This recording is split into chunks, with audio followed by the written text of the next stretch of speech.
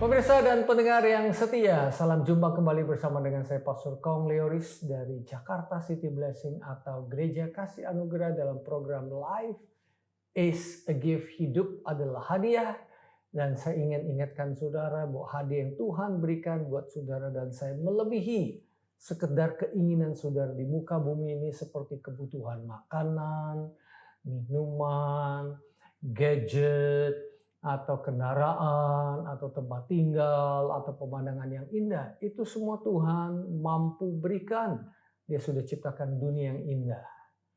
Namun Tuhan juga berikan hidup yang kekal, hidup bersama dengan Dia, hidup untuk selama-lamanya. Tidak lagi di dunia yang fana, yang serba berkekurangan, umur kita bertambah tua, fana sifatnya. Tapi yang Tuhan berikan adalah hadiah hidup yang kekal. Makanya life is a gift. Betul, hidup ini ada masalah, ada tantangan. Semuanya ini karena warisan dosa dari Adam dan Hawa, leluhur kita. Tetapi Tuhan datang untuk menebusnya. Dan ujung-ujung penebusan adalah hidup yang kekal luar biasa. Oleh sebab itu dengarlah firman, kabar baik yang luar biasa yang menguatkan hidup saudara dan saya senantiasa. Baik, saudara yang dikasihi Tuhan, hari ini saya tidak sendirian. Ada seorang teman sesama hamba Tuhan yang Tuhan pakai luar biasa, Pastor David Silain. Dan beliau sudah bersama-sama dengan kita. Pastor David, selamat datang. Thank you for coming di dalam program Life is a Gift. Baik, Pastor Kong. Saya sangat senang bahwa kita bertemu untuk memberkati pemirsa. Amin. Hari ini mau ngobrol apa nih, Pastor David nih? Iya, kita akan bahas Mazmur 126, satu pasal kita bahas. Mazmur pasal 126. 26. Ayat 1 sampai 6, Oke. cuma 6 ayat. Dan dikatakan di sini pengharapan di tengah-tengah penderitaan. Pengharapan Di tengah-tengah penderitaan. Tapi dunia saya yang buat penuh- temanya ini di dunia- pemulihan yang besar dari Di Tuhan. dunia yang penuh dengan penderitaan ini masih ada harapan ya. Pasti. Puji Tuhan. Silakan, Pastor David. Ya, jadi memang tadi Pastor Rom berkata hidup ini hadiah, life is gift. Benar. Sebelum kita ke surga pun kita bisa mengalami bahwa life is gift, hadiah. Tadi saya katakan pemulihan yang besar dari Tuhan. Di dunia ini kita bisa mengalami pemulihan yang besar meskipun ada yaitu penderitaan-penderitaan. Seperti ini kan dituliskan oleh kita yakini oleh Raja Daud. Raja Daud pasti dong sebenarnya kita kalau meyakini nggak ada persoalan. Tetapi ada juga. Dari mana? Dari istrinya Mika. Mertuanya kandung Raja Saul. Terus dari siapa lagi? Anaknya. Ada penderitaan. Tetapi dia berkata bahwa ternyata dia mengalami pemulihan yang besar. Nah, tapi di sini yang sangat luar biasa kabar baiknya adalah ketika kita berkata Tuhan itu sangat baik, ada jaminan ayat 6 ini yang sangat luar biasa. Oh, langsung naik ke ayat 6. Langsung ya? Iya. Oke. Dikatakan pasti pulang dengan sorak-sorai sambil membawa berkas-berkasnya Pak Tokong. Bisa lebih lengkap? Pasti pulang sebelum pasti pulangnya apa? Ayat 6 saya baca ya. Aha. Orang yang berjalan maju dengan menangis sambil menabur benih, pasti pulang dengan sorak-sorai sambil membawa berkas-berkasnya. Wow. Ada kata pasti nih Pastor Gom. Ada kata pasti ya? Iya, bukan mudah-mudahan. Bukan mudah-mudahan. Iya, betul. Puji Tuhan. Itu kata yang seneng. Seneng saya dengarnya. Di dalam Tuhan ada kepastian. Pasti, iya betul. Luar biasa. Jadi Betul, dia yang menabur dengan mencucurkan air mata akan menuai dengan sorak-sorai. Amin, amin. Jadi dengan kata lain, cucuran air mata ini tidak sesuai dengan sorak-sorai yang akan didapat. Yes. Walaupun ada penderitaan, tantangan, rintangan, tetapi hasil akhir selalu jauh lebih baik dari tantangan. Ini kabar baiknya Pastor Gom. Wow. Apalagi? Nah, saya akan bahas sedikit ya Pastor Gom ya. Silakan. Nah, ini saya melihat ini ada 6 rema yang kita dapatkan dari pasal 126 ini. Pertama adalah dikatakan ayat 1 ini, izinkan saya bacanya, dikatakan ketika Tuhan memulihkan keadaan Sion, keadaan kita seperti orang-orang yang bermimpi. Jadi Sion itu bicara tempat, yaitu bait suci. Perjanjian baru kan kita ini bait suci Tuhan. Berarti kita harus, rohani kita harus sehat. Sion itu berbicara juga orang percaya. Berarti rema yang pertama adalah ketika kita tadi katakan pasti, bukan mudah-mudahan, akan membawa berkas-berkasnya, pulang membawa berkas-berkasnya. Berarti rema yang pertama, kita dulu harus mengalami perubahan. Rohani kita sehat. Prioritas pertama kita adalah rohani kita, persekutuan kita, pengenalan kita kepada Tuhan. Sudahkah kita membaca firman Tuhan ini setiap hari, merenungkannya, menghidupinya? Itu yang pertama. Rema yang kedua, ayat 2. Pastor David bisa saya ini nih. Boleh. Kalau dia di ayat pertama itu ada kata when, bukan if kalau dalam bahasa Inggris. Betul. Kalau if itu kan bisa jadi, bisa tidak. Ya. Kalau when itu sudah pasti. Pasti. Jadi pada waktu Tuhan memulihkan keadaan Sion, dikatakan kita itu seperti orang yang bermimpi. Betul. Kalau orang bermimpi itu kan benar apa enggak ya? Benar apa enggak ya? Artinya sampai terkaget-kaget ya. Betul, Pastor Ko. Yang dia nggak pikir, misalnya nih ya, kita pakai bahasa sehari-hari. Tiba-tiba saya diteleponin oleh satu bank. You dapat hadiah pesawat jet pribadi. Saya bikin yang besar aja lah. Nggak usah ngomong mobil aja kita kaget ya. Pesawat jet pribadi. Saya biasanya akan, yang bener. Kaget ini ya, Pastor, mimpi nggak saya lagi mimpi nggak ya? Betul, ini ya. Betul. Jadi keadaan kita itu seperti orang yang bermimpi. Itulah baiknya Tuhan kita. Real, bukan bermimpi. Tapi saking realnya dan saking luar biasanya apa yang Tuhan lakukan, sampai kita berpikir seolah-olah itu mimpi. Wow, kira-kira gitu ya? Ya kan? Benar ya sini? Gitu. Ini saya ngomong dari segi tata bahasanya deh. Betul. Ya, silakan yang berikutnya. Nah, rema yang kedua, ayat 2 dikatakan bahwa pada waktu itu mulut kita penuh dengan tertawa dan lidah kita dengan sorak-sorai. Pada waktu itu berkatalah orang di antara bangsa-bangsa, Tuhan telah melakukan perkara besar kepada orang-orang ini. Perkara besar. Bukan perkara kecil, perkara besar. Perkara besar kepada orang-orang ini. Saking besarnya mulut kita itu penuh dengan tertawa. Ha. Itu tanda sukacita ya. Betul. Jadi kemudian apa lagi? Mulut kita penuh dengan nyanyian ya. Penuh nyanyian, penuh tertawa, memuliakan Tuhan. Iya, satu hari saya dengar kameramen saya tertawa, bernyanyi. Iya. Bernyanyi. Udah itu saya, ini pasti lagi gembira hatinya. Ya, betul. Lain kalau nyanyinya sorry nih ya, goodbye my love, what the iron Chaichen. Artinya itu lagu sedih. Lagu sedih. Lagu haleluya, puji Tuhan. Berarti ada sesuatu ya, Pastor? Berarti ada sesuatu yang membuat dia semangat. Amin. Luar biasa. Bukan kemanakah kau pergi, orang yang saya kasihi gitu ya. Atau mau bertanya sama siapa nih. Bukan begitu caranya. Bukan. Itu kalau nyanyi itu tanda-tanda orang lagi frustrasi. Bukan identitas orang percaya. Tapi kita orang percaya tertawa. Kenapa bisa begitu? Karena Tuhan itu dahsyat. Karena Tuhan telah melakukan perkara besar, perkara yang dahsyat. Nah, dahsyat itu apa ya, Pak David? Dahsyat itu pokoknya nggak bisa diukur dengan imajinasi kita. Di luar nalar kita. Lebih besar dari besar. Lebih besar lagi. Kayaknya nggak pernah saya pikirkan nih. Dahsyat. Dan dahsyat itu hanya digunakan untuk Tuhan. Walaupun dia olahragawan, dahsyat ininya. Permainannya jarang. Pasti cantik permainannya. Bagus permainannya. Tapi untuk Tuhan memang harus dahsyat. Dahsyat ya. Dahsyat luar biasa ya. Iya. Kalau bahasa sehari-hari saya suka bilang, wow, sampai terkaget. Wow, betul Pastor Kong. Ya. Apalagi Pastor David? Jadi kita akui kedahsyatan Tuhan ya, dahsyat Tuhan itu.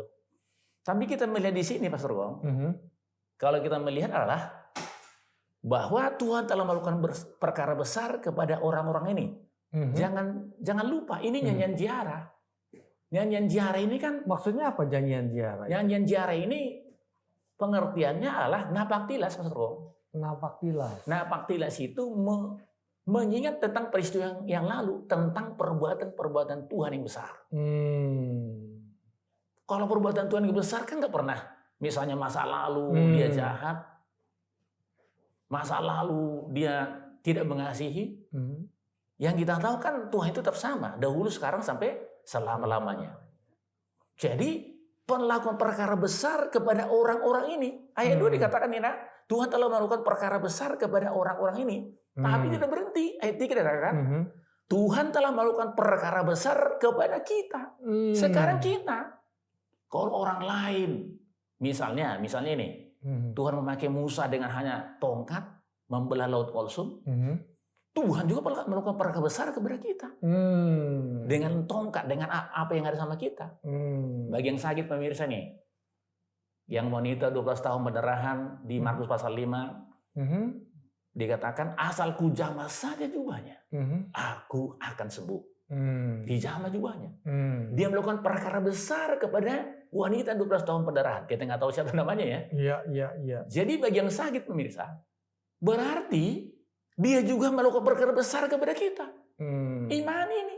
Maka dikatakan kepada orang-orang ini, ayat 2, tapi ayat 3, Tuhan telah melakukan perkara besar kepada kita. Kepada saya. Kepada kita yang percaya kepada Tuhan. Dahsyatnya Tuhan kita luar biasa nih. Wow. Ya, Pastor Gong. Luar biasa. Pastor David, ada kesaksian hidup nggak tentang pekerjaan Tuhan yang dahsyat dalam hidup kamu atau orang yang kamu kenal? Banyak, Pastor Gong. Bisa share salah satu nggak? Boleh, Pastor Gong. Yang tadinya tentang keluarga. Wah, ini pendeta. Mana bisa hidup? Dia bisa ya seperti orang ya bekerja gitu ya. Tapi buktinya diberkati Tuhan. Secara keuangan juga diberkati Tuhan. Punya rumah, punya mobil, dan lain sebagainya. Sama seperti teman-teman yang lain. Artinya apa? Itu hidup saya. Karena kecukupan kan pokoknya limpah lah. Pastor Gong. Gitu ya. Mengenai sakit penyakit. Nah, orang berkata, mana bisa disembuh? Tapi bagi Tuhan sangat mungkin sembuh. Terlalu banyak, Pastor Gong, tentang kesaksian-kesaksian. Pokoknya selalu dahsyat Tuhan kita. Saya juga punya kesaksian, Pastor David. Iya. Satu hari itu hari Jumat malam, saya itu tiba-tiba panas badan, 37,5. Udah jarang sekali saya demam. Kan udah suhu tinggi itu kan ya. Iya. Dan keesokan harinya saya mesti keluar kota naik mobil lagi. Iya.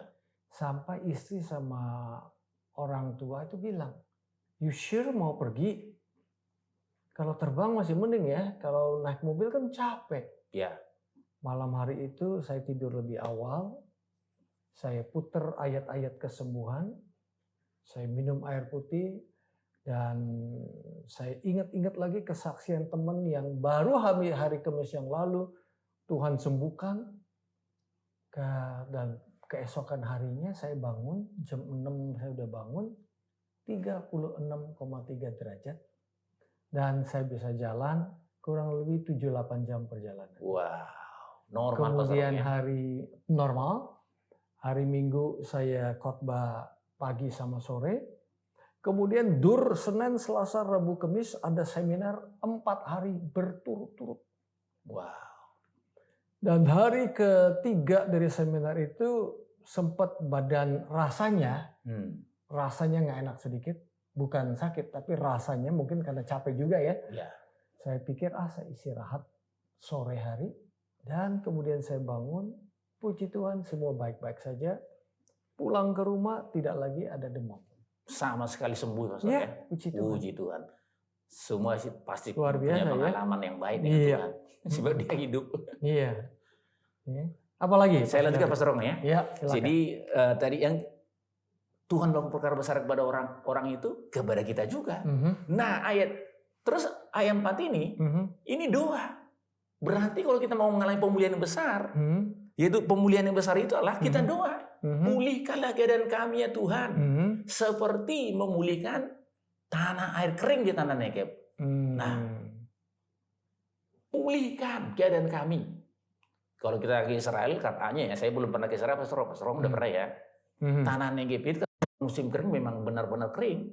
Tapi bukan musim hujan, apa yang ditanam di sana, itu pasti minimum 2 kali lipat, Pastor Rom. Gitu ya? Minimum 2 kali lipat. Kamu bahasanya lebih canggih dari belum pernah pergi ke sana, udah bisa ngomong gitu daripada saya. Tapi kan kita dari cerita orang, dari orang kita baca dari Google, dari sebagainya. Betul. Minimum 2 kali lipat.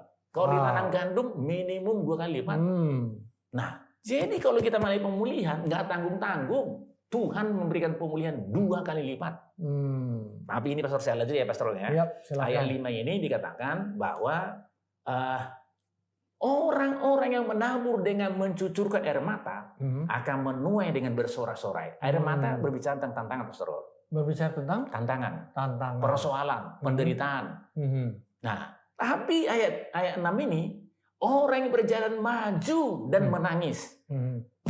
Walaupun ada tantangan, maju. Bersama Tuhan pasti kita menang. Walaupun ada penderitaan, maju. Karena bersama Tuhan pasti ada jalan keluar. Tadi konklusinya Pastor pasti pulang dengan membawa berkas-berkasnya. Ya, Pastor David ini dibilang ayat, kalau di Inggrisnya ayat 5, orang yang menabur dengan mencucurkan air mata. Menabur apa? Misalnya menabur benih. Rasanya menabur benih nggak usah menucurkan air mata ya.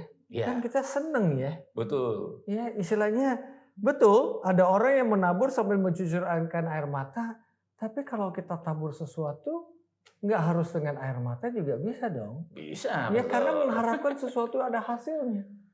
Ya.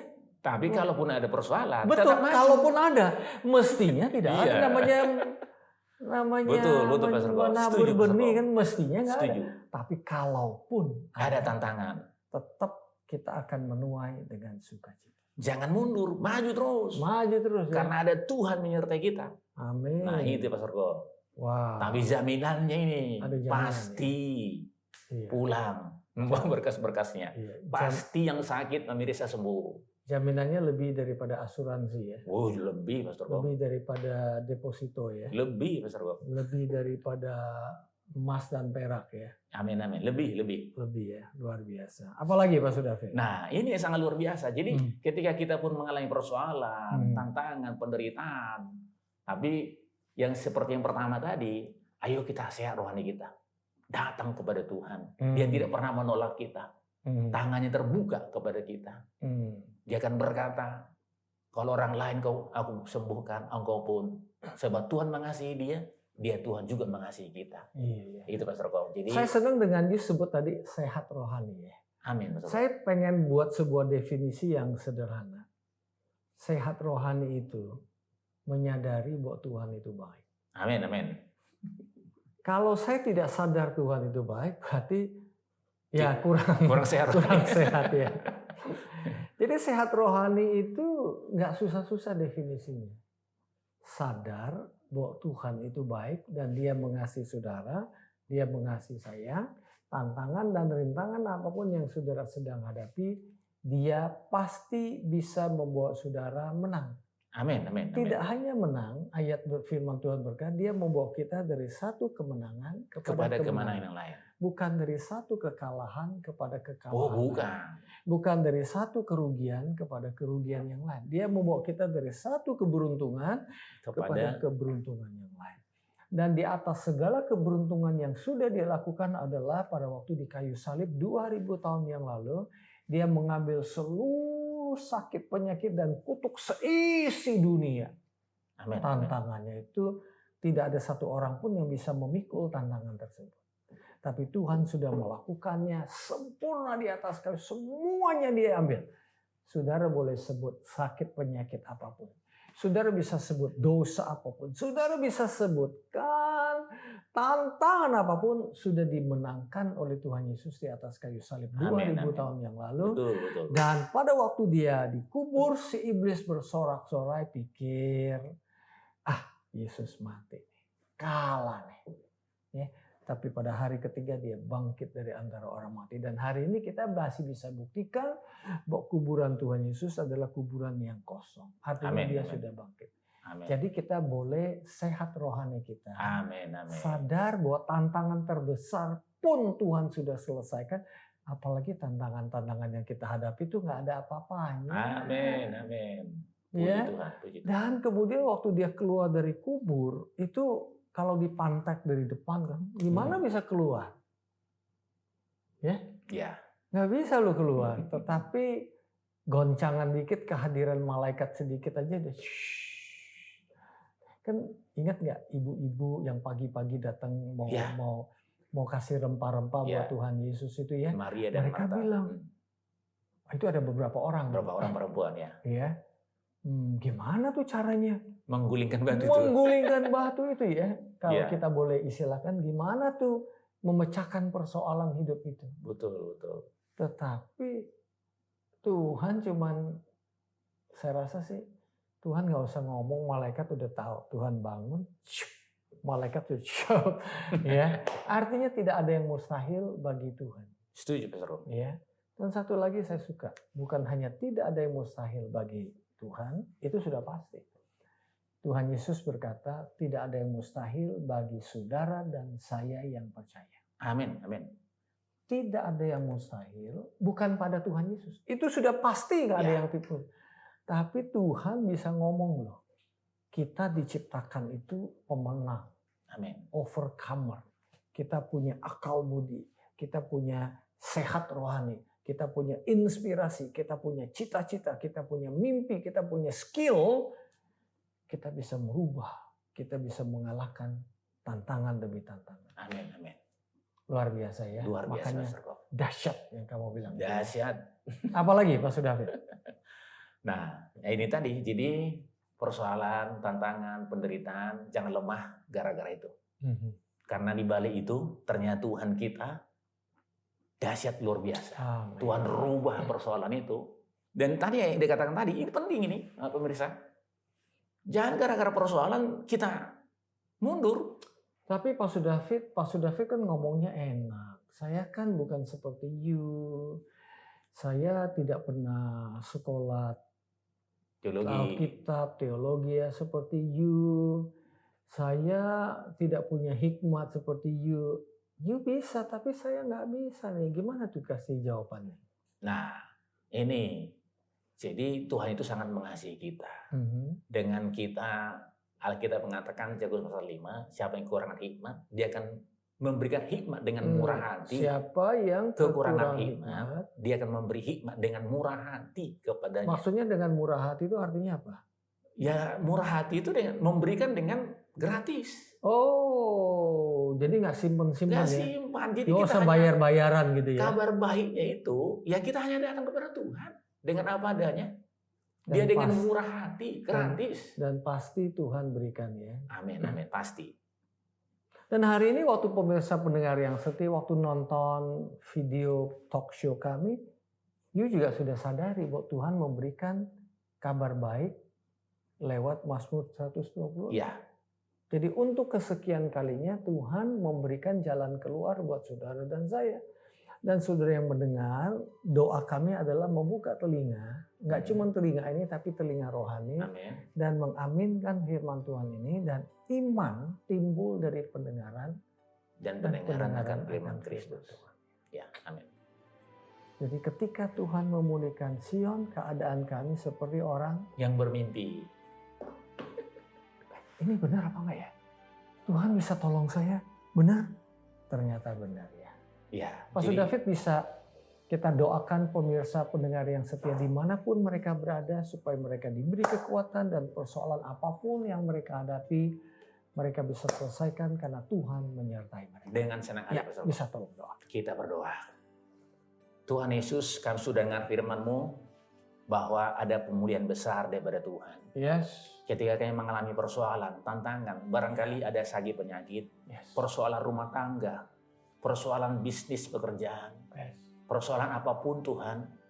Kalau Tuhan yaitu menolong orang ini, orang lain, tokoh-tokoh Alkitab, dan bahkan yang kami kenal Tuhan, maka dengan cara yang sama, Engkau juga menolong kami. Amin. Karena Engkau mengasihi mereka, Engkau juga mengasihi kami. Amin. Engkau mati bagi mereka, Engkau juga mati bagi kami.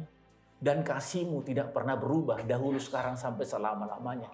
Bahkan kuasa-Mu tetap sama, dahulu sekarang sampai selama-lamanya. Kami berdoa, kami mau bangkit. Sebab Tuhan, tangan Tuhan menolong kami. Meskipun ada persoalan, kami maju. Dan Engkau mengatakan pasti pulang sambil membawa berkas-berkasnya. Pasti yang sakit sembuh, pasti yang lemah dikuatkan, pasti yang susah dihiburkan, pasti yang gagal akan berhasil. Amin. Dan semua persoalan kami pasti ada jalan keluar. Sebab di atas kayu salib, Yesus berkata, sudah selesai. Dan kami bersyukur Tuhan, kami terima firman ini, dan kami menjadi pelaku-pelaku firman Tuhan. Amin. Kami berkata, Tuhan, ini kami anak-Mu. Hanya Engkaulah tempat kami mengadu, pengharapan kami, pemulihan kami. Syukur bagi-Mu Tuhan. Haleluya. Amin. Amin. Pemirsa pendengar yang setia, biarlah mulutmu dipenuhi dengan tertawa dan lidahmu dipenuhi dengan puji-pujian kepada Tuhan yang luar biasa. Baik pemirsa pendengar yang setia, waktu kami sudah habis. Kami undur diri dari studio dan sampai ketemu bersama dengan saya Pastor Kong Leoris dari Jakarta City Blessing Gereja Kasih Anugerah dalam program Life is a Gift.